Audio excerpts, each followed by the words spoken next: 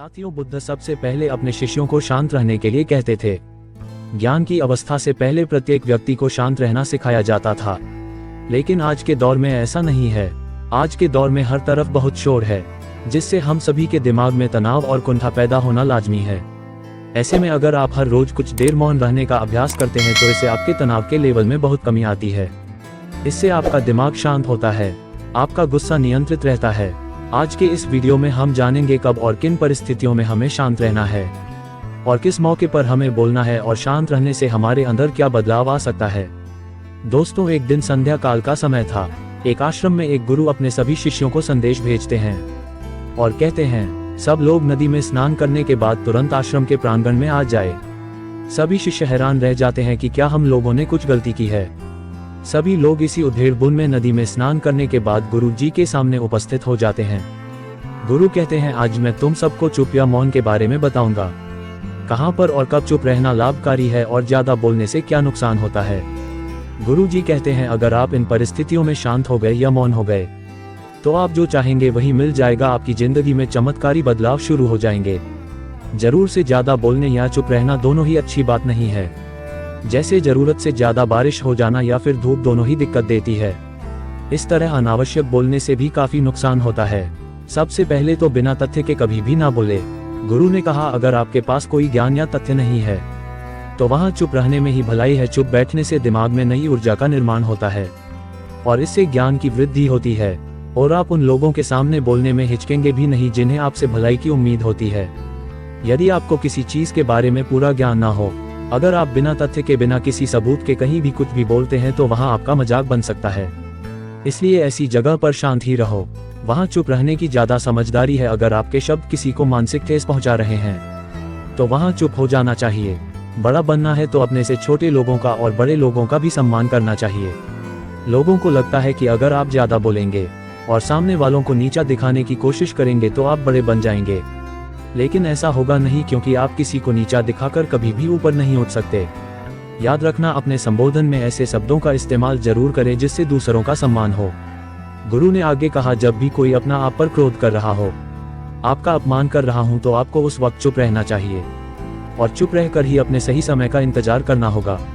कुछ समय बाद वह खुद ही आपसे माफी मांग लेगा, जब उसे अपनी गलती का एहसास हो जाएगा। याद रखें, क्रोध सदैव ध्यान से खत्म होता है। प्रतिदिन अगर आप ध्यान की मुद्रा में बैठे हैं तो आपका गुस्सा आपके नियंत्रण में रहेगा। इसलिए ध्यान का अभ्यास करें। किसी की भी व्यक्तिगत जिंदगी में दखलंदाजी न दे जब तक कि वह व्यक्ति आपको स्वयं नहीं बुलाता है। अपना नाम दर्ज करने के लिए कुछ लोग फालतू में दूसरे के विवाद में कूद पड़ते हैं, जिसमें उनका कुछ भी लेना देना नहीं होता है।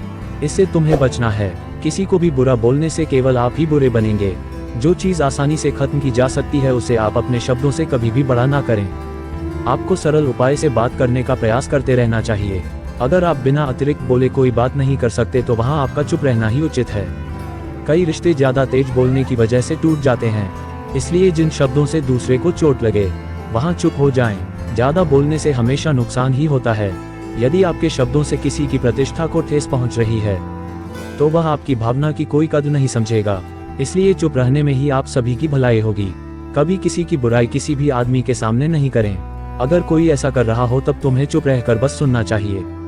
अपनी राय भी नहीं बतानी चाहिए, क्योंकि जो आज आपके सामने किसी की बुराई कर रहा है वो कल को तुम्हारी भी बुराई किसी और के सामने अवश्य ही करेगा। इसलिए जो अपने मुंह को बंद रखता है और बुद्धि से काम करता है वही इंसान समझदार होता है। बिना जरूरत के बोलना, किसी के बारे में किसी के बीच में बोलना, ये गलत बात है। कभी कभी हमारे लिए बुद्धिमानी इसी में होती है कि हमें अपना मुंह ऐसी जगह पर नहीं खोलना चाहिए।